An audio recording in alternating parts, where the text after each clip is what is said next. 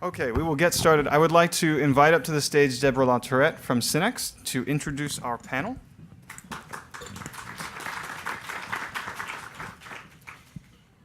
Thank you, and good morning. Kind of on the heels of a very compelling topic that we just had, so hopefully we're all invigorated this morning and very much looking forward to this next session.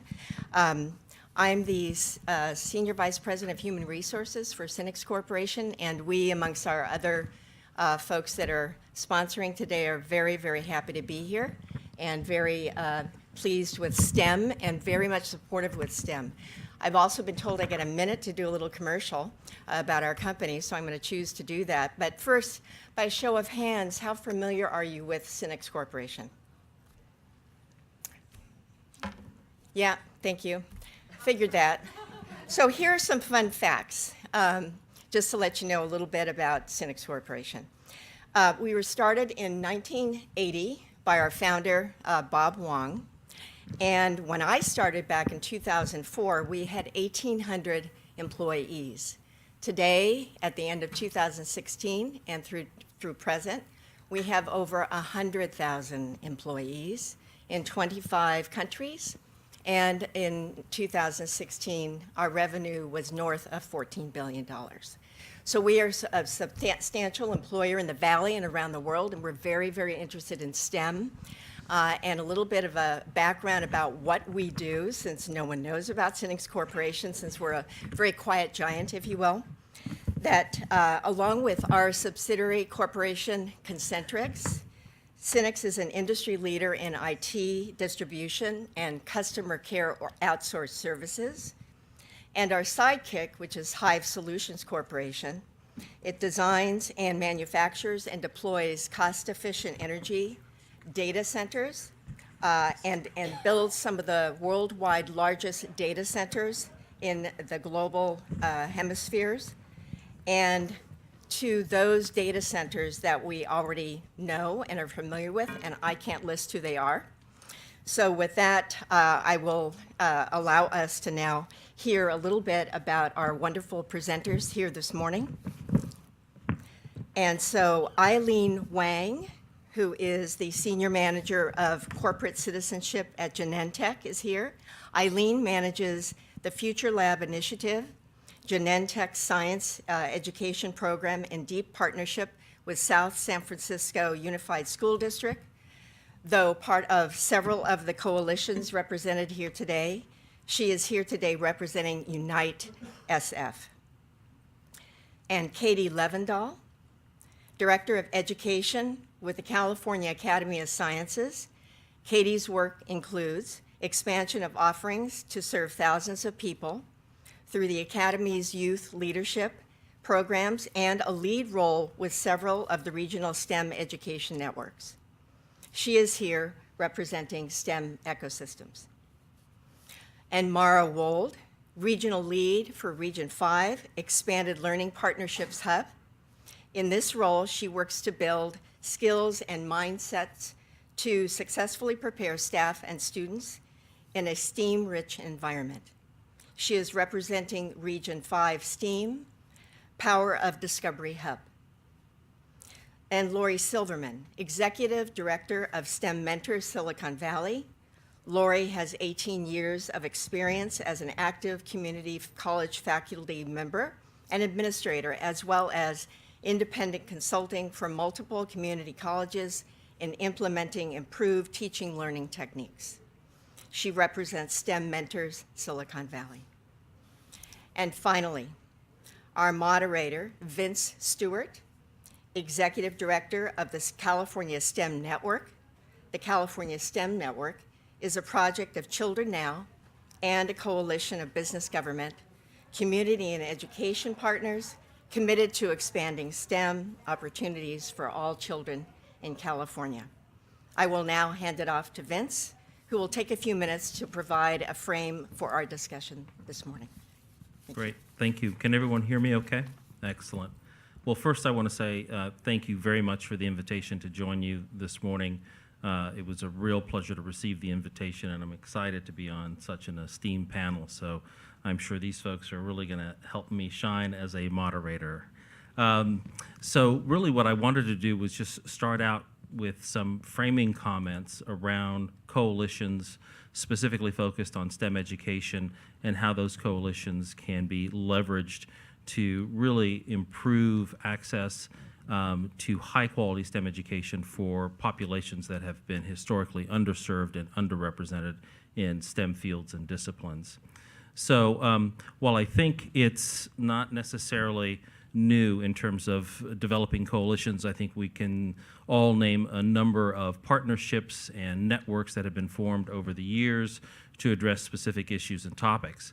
I think what is relatively new and really somewhat revolutionary in how that work is addressed is really focusing in on the collective impact model. And I'm sure many of you are aware of that collective impact model. I think it was in 2011 when the Stanford Social Innovation Review published a paper on that model on how to really organize coalitions to develop a common agenda to address a specific issue and a specific problem. I think for some of you who might not be familiar with the collective impact model, there are really 5 key components to that, and that is coming around a common agenda, having a shared measurement system, so what are the metrics and the indicators by which progress and success will be measured, having mutually reinforced activities, which essentially means that each of the members within the coalition focus in on what they do best toward that common goal. There's continuous communication, so the members of the coalition are constantly being updated and informed about what's going on and how progress is being made.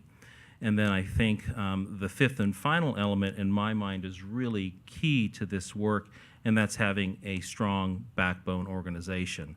And I would probably put the common agenda, the shared measurement for accountability, and that backbone organization as the 3 essential elements for this work. Now, in addition to that, there are some sort of precursors or preconditions to having effective coalitions, which I think all of our panelists have employed and are doing quite well in helping to advance and drive their work and organize their coalitions. Those 3 are having a key champion to help galvanize folks. And in some cases, it can be a small group of key champions to do that and drive that work. Having adequate resources to get this up and running and going, and then having a sense of urgency around the change that you're seeking. And while I think you can implement the collective impact model without necessarily having those preconditions, I think your chances of success are far greater if those pieces are in place as you enter that process. And I think going into that process with the knowledge that this is not a silver bullet, it is not something that is going to sort of revolutionize education over the course of a year or 2 years. I was at a meeting yesterday talking with folks who were doing the collective impact model right here in the Silicon Valley, and actually it was the Coachella Valley rather, and they started in 2005, and they are still at it. So you're looking at an investment and a process and a commitment that can take decades. I'm gonna have to apologize. I've reached that age where I need both reading glasses and notes to keep myself focused and on task. So I think, between these preconditions and the elements of collective impact, that's what is necessary to sort of bring people together who haven't necessarily worked together on a common agenda and a common issue. I think it's also what's required to sort of build some momentum to where the coalition can then sort of start moving forward on the momentum of its own. You've got to, I think, have that core to sort of get things off of the ground. And today, I think we have really 4 outstanding examples of coalitions that are harnessing the collective impact model in order to provide that access to students who have not had access previously to high-quality STEM education, both in terms of improving their student achievement and their ultimate outcomes toward achieving their goals, which can be any number of things, moving into post-secondary education for a 4-year baccalaureate degree. If you're looking at the community colleges, maybe it's getting that workforce certificate to enter a career sooner rather than later. But that model, I think, can serve multiple purposes, and I think it is, again, something that has been proven, or at least when you look at the data, the trends are positive in terms of serving the needs of diversifying STEM, particularly for girls, women of color, low income, and students of color. I would also say that these coalitions, through their work, are really helping to shape and drive policy and the allocation of resources, which is really critical. From a policy standpoint, I think we've seen a significant change in how the education enterprise is being managed with the implementation of the local control funding formula, which really pushed the decision-making about how to allocate resources down to the local level with districts and county offices of education, as well as the local control accountability plans in terms of how we're going to measure as a state and as local districts progress toward those goals. I mean, this is in the wheelhouse of these coalitions. This is where they're working. They're on the ground engaging with local communities, policymakers, decision makers to make sure that they're making informed decisions. Two additional items that I think are really at the center of why coalitions are critical is, one, this whole notion that we need to be meeting the workforce needs of the future of the 21st century. The members of the coalition, they bring diverse voices together and folks who I think can speak to a number of issues that oftentimes the education community might not be thinking about as deeply or as concretely as they need to be, because that's just not their perspective. That's not where they've been concentrating their work. I think the other piece that makes this time really ideal for advancing the coalition model is the fact that we have so much interest in STEM education. And I think there's a window of opportunity to really harness that interest and move it in a direction to where we are focusing in on how do we disrupt the education process, how do we inform it with better data and information, and ultimately, how do we achieve better outcomes for the students that we're really concerned about. And I know for my organization, we look at all of this work through an equity lens. So with that, just a little bit about the process. This morning, we've got a series of questions that each of the panel members are going to address. I'm going to ask one panel member to sort of kick us off with an initial response, but certainly all of them are encouraged, welcome. We've prepped them to weigh in with their perspectives, so we end up with a very robust discussion and conversation. And then after these questions, I promise you we will leave time for questions and answers so we can engage you, hear from you, your responses to what's said, and to also share any ideas or thoughts that we might not have thought about or considered or should be thinking about as we move forward in this work. So with that said, I think we're going to start with Katie. And as was during the introduction, Katie is the Director of Education for the California Academy of Sciences. And really the question to Katie is, what was the catalyst for how your coalition emerged in its particular form? Here we go. Okay. Good morning, everyone. So thank you, Vince, for that wonderful introduction. I'm here representing both the California Academy of Sciences as well as the Bay Area STEM ecosystem. And to speak to our origin story, so the Academy has been or remains committed to STEM education both here in the Bay Area and beyond. And we were invited to help lead the STEM ecosystem work here for the Bay Area by the STEM Funders Network, which is a national group of funders and other interested stakeholders that have committed to developing coalitions across the United States that are all committed to the philosophy that in order to really transform STEM education and meet the workforce workforce needs of the future, it's no longer enough, nor has it probably ever been, for us to be working in isolation. So in addition to thinking about STEM education within schools and teacher professional development and the traditional school day, there's also a lot of value to be had from informal science education institutes, working directly with corporations and foundations that are also interested in this work. So we all get together, and each of the ecosystems develop their own sort of community-based approach to how it is that we go about moving the needle on equity and access for STEM education in the communities in which we serve. So here in the Bay Area, the Academy has been serving as the backbone for this work, focused mostly on South San Francisco over the past year and a half in collaboration with Genentech, the South San Francisco School District, the City of South San Francisco, and the Broadcom Foundation. We've really been steering this work to think about a real community-based approach.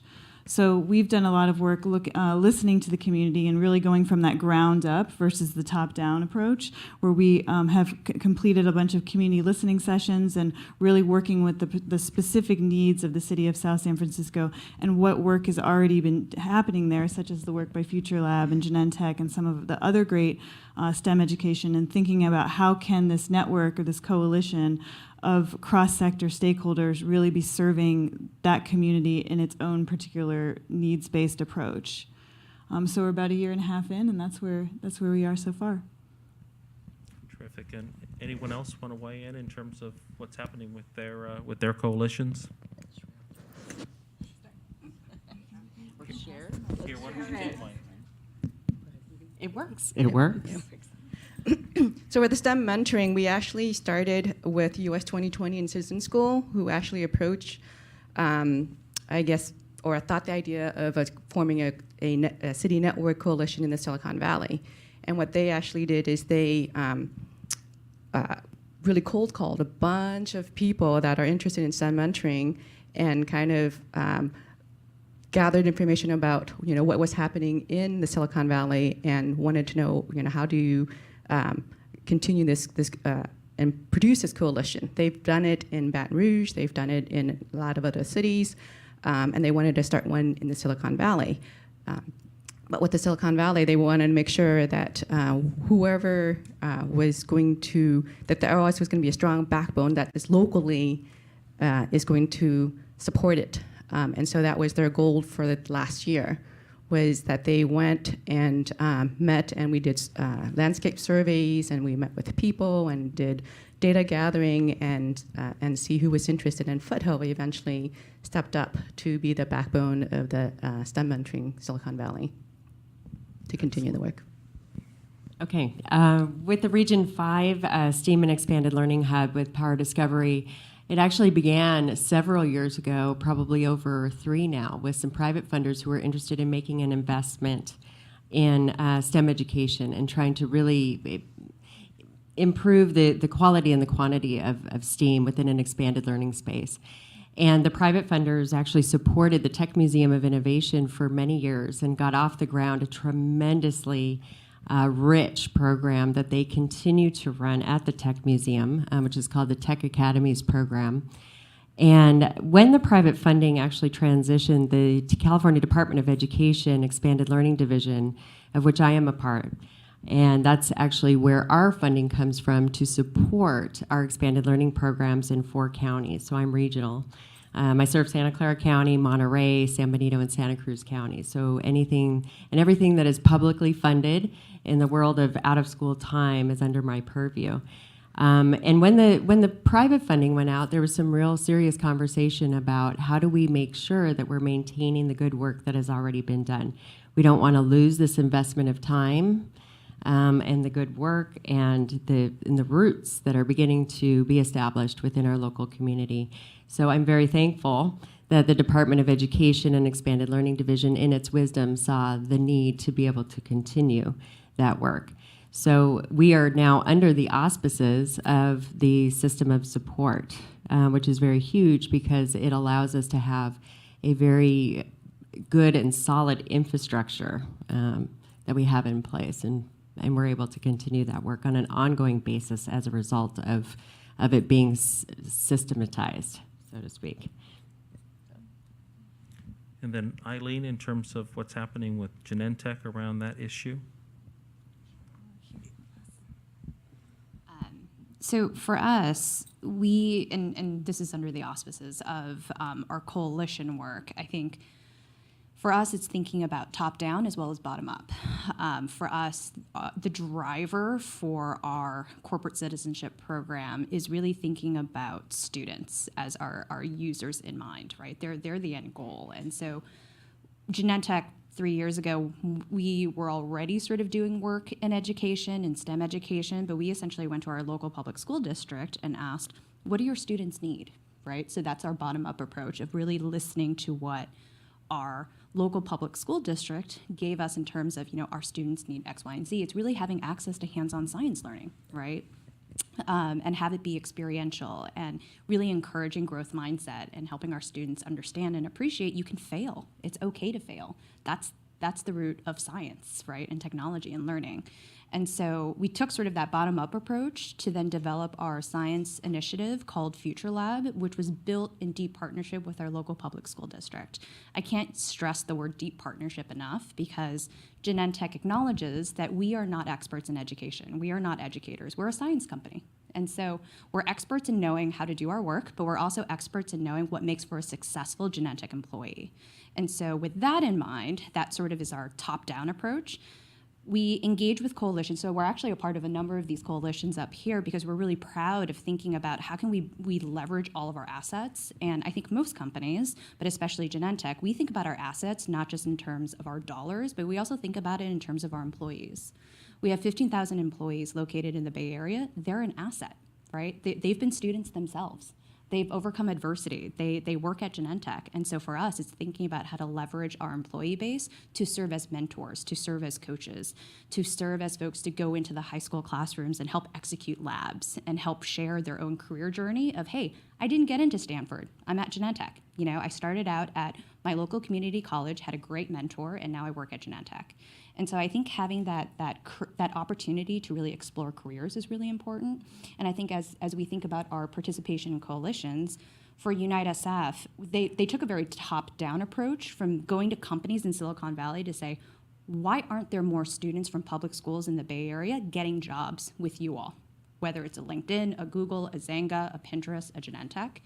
And so essentially did a scan of what it takes to get into certain entry-level roles at all of these companies. And I'll speak to a little bit of this when I talk about metrics, but it's then sort of taking information from industry and having it filter down through the education system. And I'll speak to that in a little bit. Great. I think you've all done a terrific job in terms of explaining what was the catalyst and the reason for bringing these coalitions together. I'm curious if you can talk a little bit about, and I'll direct this to Lori, as to why you selected the partners that you did, sort of what was that process and what was your thinking there? Yeah, so we really, really concentrated on people that were focusing on minorities or girls and wanted to make sure that underrepresented students were really focused in their organization. So we looked at nonprofits or organizations that had that in mind already, so that when we bring them to the table, that we had a common goal. And so we fully reached out and dug, through. And when we brought those people to the table, what we also did was we asked, who else are we missing? Because a lot of times you don't know what you don't know. And so constantly every week when we, would gather these partners, we would say, are we missing anybody else? Are there somebody that needs a voice in here?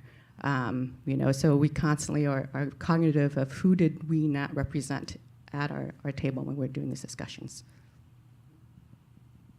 And others want to weigh in on that question? I would just echo a lot of the similar process that happened with us. I think in our transition from a private funder to the Department of Education and Expanded Learning, we already had some established connections. So of course we were building off of that. And then with the transition into a regional lead office, we also had a variety of different connections that expanded beyond just the Santa Clara County area to the other counties in which we serve. And so I think for us, it was It was building on some of those existing relationships, and I would definitely echo the importance of doing needs-driven survey. We needed to ask our field, we needed to ask our staff, what is it that they need in terms of support for the implementation of good STEM activities, so that we can really properly address that. And also go into the local needs of the community, because every county and even communities within each county are very different, and there is no cookie cutter approach. So I think I would definitely echo, similar thoughts here. It's building on existing relationships, but then really evaluating the data and the needs that are coming from the community, and then seeking out those resources and seeking out those potential partnerships to make it strong. Well, I think one of the benefits, and to some extent the whole purpose of all of this coalition work, really comes from this idea for me about allowing an organization and an individual to do what they do best. So we run the risk, oftentimes, especially in the nonprofit world, of trying to be everything to everyone and trying to do everything that we possibly can.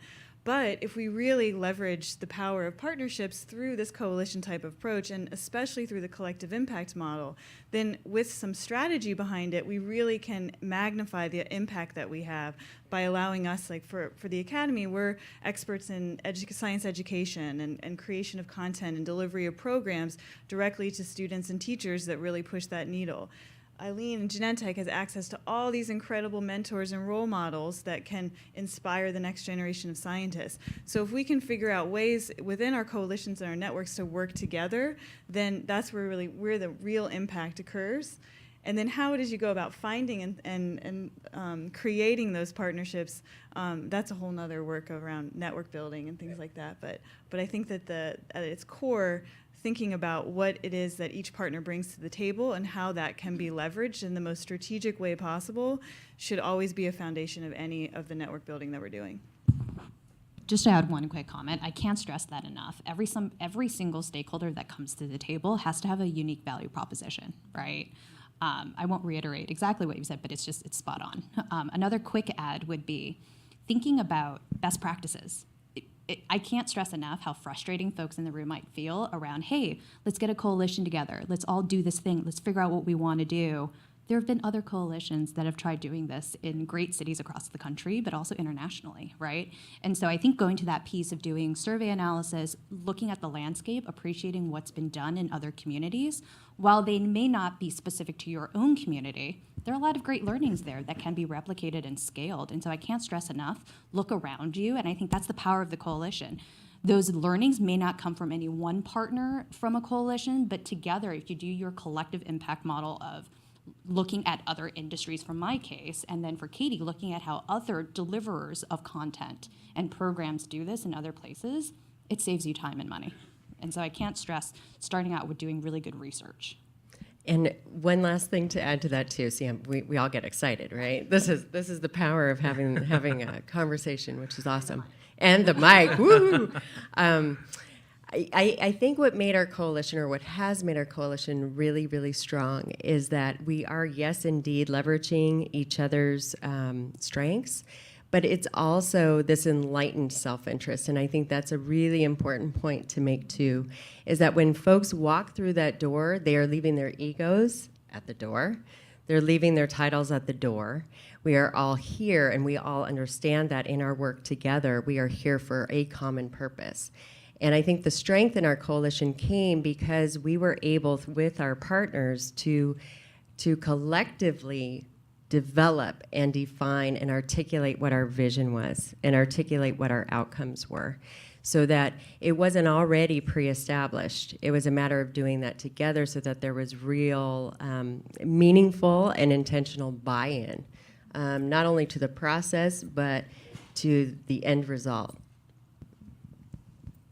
Great. So I'm hearing no, not at all. I'm glad. I think everyone should jump in, and I know you all have just tremendous information to share. But what I've heard as a through line through many of your responses is, you went through this process of assessing what are the local needs, what should the common agenda be, and sort of what's the value proposition and the best practices that you want to share. In the context of STEM learning, sort of how did that inform your decision about what you think can best be done to improve STEM teaching and learning through the coalition work that you're doing? So sort of drilling down a little bit into the work that you're all doing around STEM. And that's Mara, maybe you could start with that. Well, in our work, we serve both. So let me just back up and explain a little bit, put into context our work. So as a regional lead for Region 5 Expanded Learning, my responsibility is, and we're a small, mighty team of 2, taking care of 241 sites in 4 counties. So these are sites that are funded with public dollars. So some of you may be familiar with the term ACES and 21st Century, and I'll talk a little bit about that as we get into challenges and policy. But our publicly funded after-school programs are the ones that we are responsible for supporting. So in and every model in every county is slightly different. Some of them are district-run, and some of them are run by the school districts receive the funding, and then they subcontract out to our community-based organization partners, right? So the staff that are employed are oftentimes on their own educational journeys themselves. They're predominantly college-age students. In fact, in California, our average age is 19, 20 years old for the workers in the expanded learning field. So when it comes to learning goals and our support of the staff who actually work directly with the youth, it's sort of a two-pronged approach. The learning needs are very much overlap as well, because I've got college students who are in need of understanding core content, right? So are the students. They're also embarking on their journey to understand content and become masters of whether it's math or science. And these days, literacy is very much interwoven into all of that too, right? But so they share that in common. There's this need for content. There's also the need for sure to really teach some of the softer skills, the social emotional skills that are so very important. And it was discussed and mentioned earlier in the opening remarks about how important resilience is, and making sure that our kids really have a growth mindset and are not afraid to fail. And I think that is probably one of the number one crossover in learning needs among students and also among the staff that we serve, is this notion that it is okay to fail. It is okay to just take that risk and try something out, learn something together with your students. So as much as we're able to promote that notion of growth mindset and failing forward and perseverance, that's one of the hugest, I think probably one of the biggest needs that we're trying to address through the coalition. And others in terms of how the work is actually on the ground impacting the STEM education and learning that's happening in your communities? Sure. Well, I'll speak a little bit to the STEM ecosystem work in South San Francisco. So going back to that theme that we talked about a little bit earlier of allowing every organization to do what they do best, we, for this past summer, recognized that the summer learning gap is an area of opportunity that the network could help address.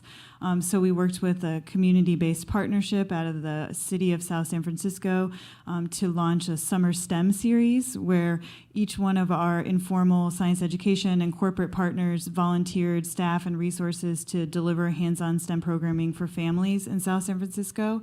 And we ran that as a pilot model every Saturday. And then we look at measures of success around family engagement, repeat visitors, bilingual programming, anything that specifically speaks to addressing issues of equity and access, which is our overall goal for the ecosystem. Terrific. For us, it's all about the practice, and it's all about what happens in a classroom. And so one of the biggest gaps through participating in coalitions and just listening to our community and our students is that by the time a student graduates from college and enters the workforce, what they've learned is so different than what is actually needed in the workplace, right?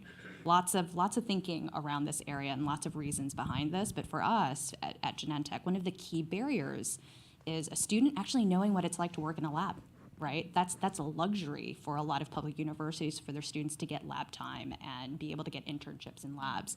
And so for us, that was a key driver for us to identify our high school programming, which is essentially launching this past year. We're building a 7,000 square foot biotech lab and classroom on campus at one of our South City high schools so that kids know what it's like to work in a state-of-the-art lab.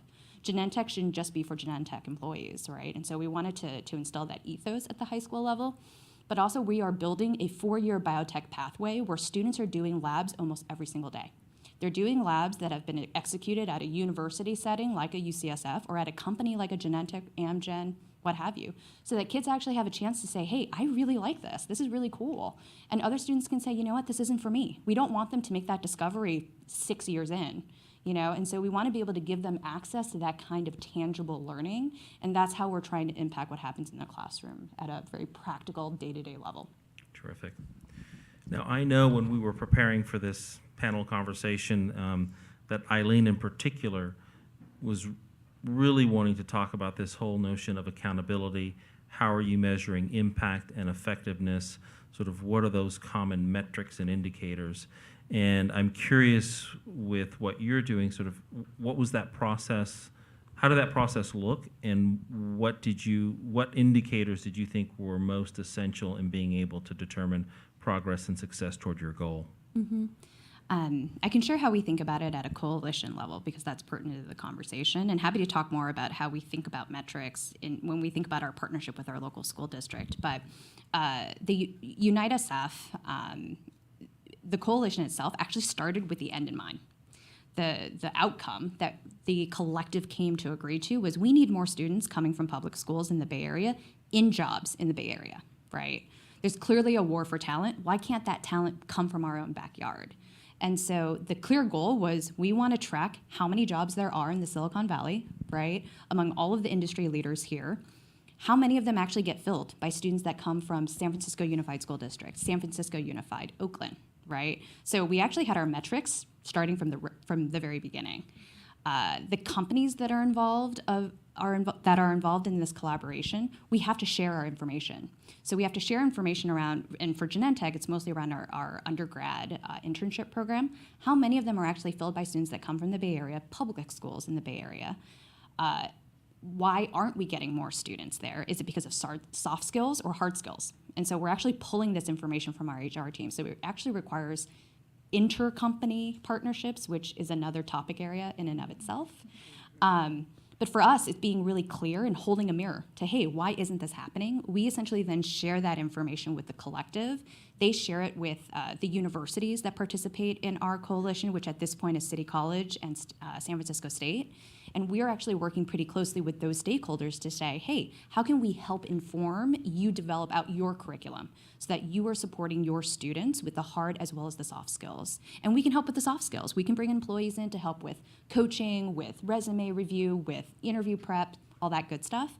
And then the universities and the colleges are now working with the K-12 system. So we're working with San Francisco Unified, South San Francisco Unified, Oakland Unified to say, how can we help you build that curriculum even sooner? Because as we all know, by the time you hit college, a lot of things have been determined, right? Why can't we get this in sooner? And so as everyone in the room knows, if you mess with sequencing at the high school level, it impacts everything before that, right? So let's actually get our sequencing and our thinking around how we want all of our science, math, CS curriculum to be aligned from kindergarten. And so we think about data at the very, very beginning. And all of the stakeholders I just described, we all have to contribute to this scorecard on a quarterly basis. And so it's very easy if you start with the end in mind and go from there. Any others who want to touch upon? This is on. So for STEM Mentoring Silicon Valley, we actually have two accountabilities, one at the local level, but also because we were started at the federal level, we are also looking at nationwide of how STEM mentoring is being measured throughout the different coalitions, cities network. So it's not only at our local level, but through the United States. Excellent, excellent. I want to be mindful of time, and I do want to come back to this issue of equity and access and how you're addressing diversity within STEM education. And sort of, what specifically, if you're looking at this work through a lens of diversity, are you doing to reach those populations that really have been historically underserved and underrepresented in STEM, to bring them in and show them the potential and the possibilities that are in these fields and these careers? And I think, Mara, maybe you can kick us off on that. Well, I think by virtue of our funding sources, so the fact that we are ACES in 21st Century, our programs who receive these dollars are Title I schools. They typically, with ACES, which is pretty amazing, most of the sites that are funded are at least 70% free or reduced price meals, at least 60% English language learner. And that varies, of course, county to county. We have an incredibly high migrant population down in the very rural parts of Monterey County, for example. So this whole notion of diversity and access and equity is a huge one for those who are outside this incredibly resource-rich area, right? And even though we would think, okay, we're in Silicon Valley, I do have sites who, for the first time this summer, took their trip to NASA Ames in Mountain View. My programs that are down in Monterey County, for example, have a much harder time gaining access to the resources that we have up here. So this is a really, truly important question that we are trying to address within our coalition. And there are barriers. I will tell you that my programs will report. I would love to be a part of that Zero Robotics program that I know this is a phenomenal opportunity we were able to give to programs this summer, a partnership between MIT and NASA, where kids are actually learning how to code for Sphere technology. It's a resource that we brought in that was free. And we always like free and low cost and expanded learning. That's key. But the barrier then became the cost for transportation. Not the fact that they would have to get up at 3 o'clock in the morning to make it there on time, 6 a.m. for a national live competition with the International Space Station. It was the funds, it was the resources to be able to get those kids from a very rural part of the county, a couple hours away, up here. A program reported to me yesterday that costs just to bus from one student to their students from the school to their facility, and this is in an urban setting, just chartering the bus was going to be $40,000 for the entire year to make 2 trips after school. So when we look at the cost of access, there's mindset, of course, and we all need to be mindful, and this is what we're really trying to do within the trainings and the communities of practice that we hold with our practitioners, is we are constantly emphasizing the fact that this is open access to everybody, and our mindset is that every child, of course, has a gift and has a potential, every single one of them. And then there's the reality of the programming piece with the actual dollars that allow that access to opportunity to happen. And that's the piece that I struggle with, I am struggling with personally this summer, and I'm deeply committed to finding the resources so my rural communities will be able to have that same exposure to NASA Ames that my local communities and local programs here in Santa Clara County had over the summer. Okay. I think just to Katie. kind of piggyback off that, to me it's about meeting kids where they are. So we know that schools and working with teachers is a great opportunity for really access and equity issues, but there's also times outside of school, and access through ACES and 21st Century funded sites are a great way to reach kids, and then through family engagement as well. So one of the things that we've found with trying to meet kids where they are is that oftentimes you have to work within parents. And so thinking about parent engagement and what that means, for instance, offering things in bilingual translation is incredibly important for South San Francisco. And by doing a community needs assessment and identifying that that's an area of need to address equity and access, it really helps us start to be able to kind of chip away at the equity and access issues that are prevalent, I think, all over the state of California, but even here in the Bay Area in pretty dramatic ways. And then the second point I'll just add is always designing with an intention to scale. we have a very hard, realistic thing that our resources are incredibly limited. The cost for transportation is a very real thing. There's a lot of real resources barriers facing us. And so if, as we coalitions, as we're starting to design programming, thinking about ways that we can make sure that that impact can scale throughout the community and even beyond to serve as models for other community is a best practice I think that it's important for all of us to hold on to if our ultimate goal is equity and access. Terrific. Excuse me. So I'm at the final question for the group, and then we'll open it up to Q&A.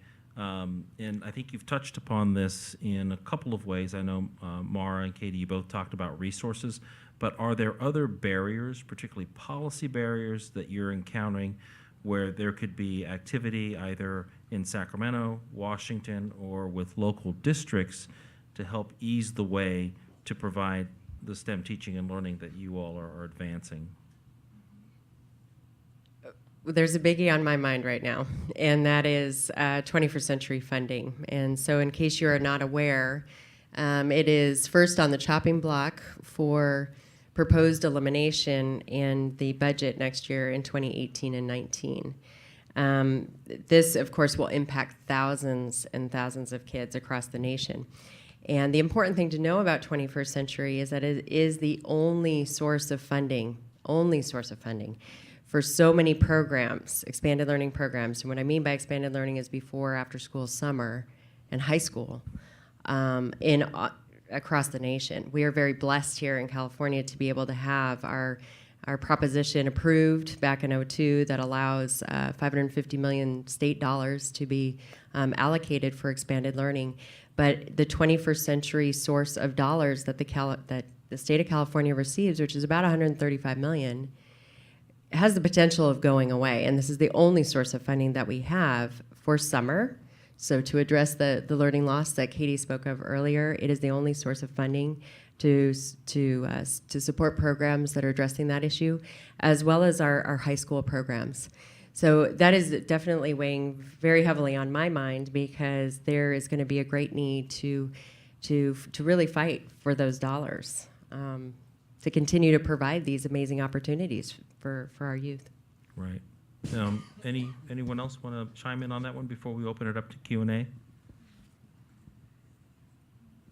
No? Okay. Well, terrific. With that, we will open it up to questions from the audience. So any questions for the panel? Here, I'm going to walk around with the mic so you can be heard.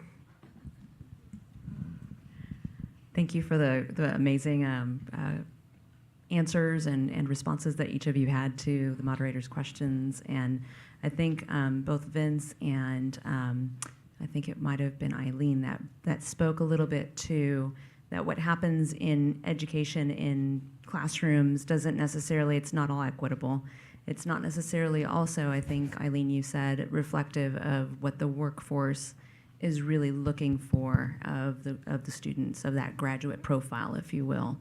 And one of the questions that I had actually gave me a nice segue, Vince, was with regards to policy. And I think you mentioned earlier that some of the work that coalitions actually engage in is in support of policy. And one of the ones for the state of California right now is the College and Career Indicator Model. And so I'm wondering what input have you had or what thoughts have you maybe contributed already to that and what your thoughts are around that, coming from a district where I work closely with our employers who are constantly telling me that the kids are not career ready and we are a very high performing school district. Is disheartening and heartbreaking when I see that one of those indicators or many of those indicators are very much about, did you pass an exam? So just if I can probe a little bit into your work with policy. So I think, for me, I don't think about it in terms of policy. I think about it in terms of what do we need to see reflected in our own workforce, right? Because the students today are the folks who are applying for jobs at Genentech tomorrow. And so for us, we actually, going back to the measurement question, we don't look at did you pass a test, a standardized test? We think about, well, obviously we need to know, are you UC CSU ready, right?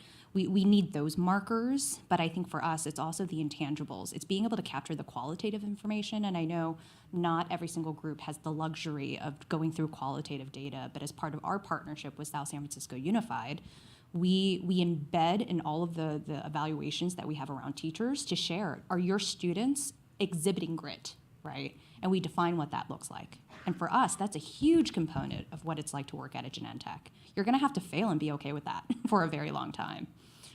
And so for us, it's really helping our partners think about what the intangibles are and what that connection is to the workforce that we want to see at Genentech.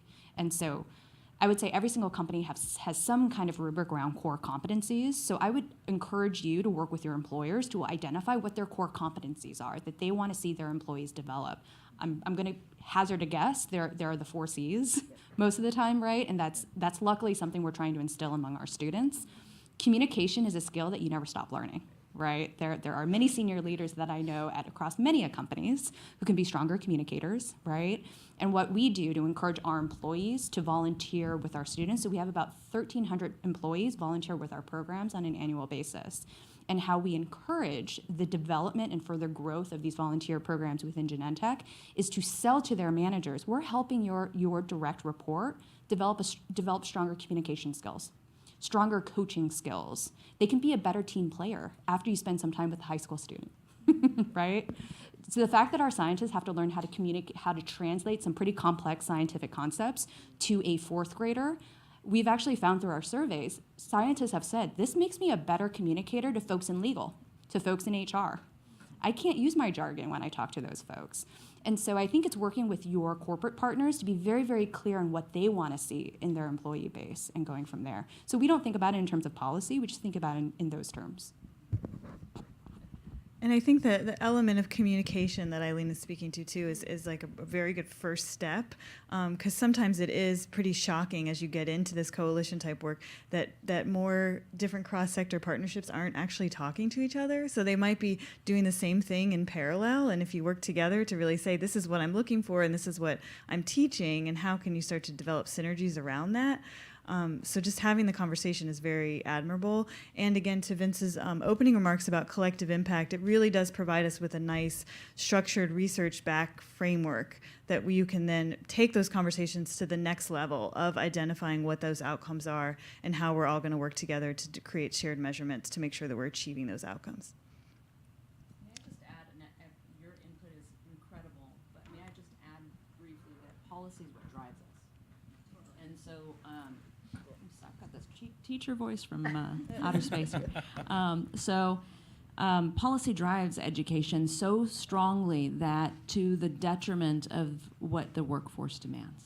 And so that's one piece that I would just encourage you, please activate your voices with policy. Please, anyone in this room that's from business, we need business to drive the education bus. It needs to stop with it being about test scores, with it being about how things are measured in a quantitative way, which I understand the research basis for that. And when I meet with leaders in the workforce, they say exactly what you just said. Mm-hmm. We need students to show up on time. We need them to think critically. We need them to, be able to fail forward. All the wonderful input that each of you have had, and we don't measure that. And that's not how we get funded, and so it gets thrown to the side, which is very unfortunate. I completely hear you there. I think what the rub is for companies like a Genentech is that while my everyday is focused on education, that's not necessarily the focus of my government affairs folks, right? But I think what I would like to see happen is encouraging other companies to invest in public schools the same way we are. The more companies you get into this dialogue, the more companies you get invested in this topic and issue area, because this is an economic issue, right? The more companies you get involved in this will become a policy priority. So I'm chipping away, trying to get there, but I hear you 1,000%. Great. I think we've got time for a couple more questions. We've got one here and one there. Yeah, just to piggyback on a couple things here. Mara, you said the budget for 21st Century is going to be cut by about $135 million. I think nationwide, the education budget is going to be slashed about like $9.2 billion. That helps no one. To the point this lady said up front about corporations fund fuel public policy, I also think families and communities fund public policy. To that end, what are your suggestions for getting to the communities, especially communities of color, letting them understand how important it is that our children are prepared for 21st century skill sets and the jobs that come with that? It's a great question. And my mind immediately went to family involvement and family engagement in policy and advocacy, which is a way of helping to really promote those 21st century skills too that we want to really see develop in our youth. So there's 2 points to that. And see, Vince, I'm of your age too, so and have glasses and no notes. So forgive me if you may have to redirect me back to your question. But I really think that what's so important. Oh my goodness, can you ask the question again? I went to Hawaii for just a moment. I'm sorry. The question is, how do you get families and communities of color, specifically Black and Latino communities, to recognize the importance of 21st century skills as STEM, coding, robotics, things of that nature? Because we're at a tipping point here on a global scale, and things are not going to look the same way they do now 5 or 10 years from now. Right. Yeah, and thank you. Thank you for readdressing the question. We have had a lot of opportunities through our expanded learning programs to expose, because our staff have the relationships with the parents. They see the parents and they talk to the parents. They know the parents on a daily basis, and I think that's a unique place that or position that we are in as a field, is we've developed those relationships with those families. Sometimes even more so than teachers have the opportunity to. So we really need to take advantage of the relationships that our expanded learning staff have with parents to be able to advocate for 21st century skill building learning opportunities. And I think, as the best programs have shown, when they are doing that well, when we have hands-on, engaged, STEAM-related activities that are truly teaching kids the 4 C's and promoting the 21st century skills, and then we have those showcases, so there's opportunities to engage parents in meaningful ways in what those kids are learning on a day-to-day basis, that's a way to help educate parents about the value of building these skills in their youth, in their children. I would actually love to hear what other folks have to think. This is a big nut to crack, right? Yeah. And so I think for me, what I've heard, because of course, because we partner with our local public school district, we look to our district as well as some of our nonprofit partners to answer this question. One partner that I recently had a conversation with, I'm stealing her line, essentially says she's trying to get to her, so she runs an after-school program in San Francisco, and whenever a parent picks up a child, she takes a moment to give them one factoid every single day around STEM jobs. Right now, in about 5 years, you will not be able to be an auto mechanic without knowing programming. Every single car now has a computer, or will have a computer at a certain point. You can't become an auto mechanic without knowing something about it, right? And so she actually shares a factoid with a parent almost every single day when when the parent comes to pick up the student. And so it's connecting them to that. But I think this is such a big question, and it's so different from community to community. I think if folks in the audience have a good perspective on this, I think, again, this goes back to collective impact. We don't have all the answers. And so if folks in the audience have an answer to that, I would love to hear it. Unfortunately, I think we are out of time. Okay. Unfortunately, we are. That's what happens when you go rogue. I know. You teed up a terrific question. I believe we'll all be around throughout the day.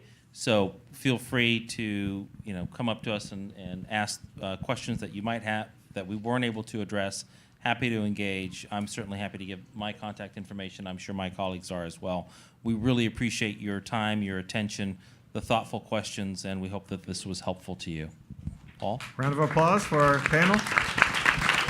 And sorry, there were a lot of questions that were not answered. We're going into the transition period now, but if you want to race up here and try to get one answered in the next couple minutes, I encourage you to come talk to our stars. And we're going to be moving now to the next panel. Thank you.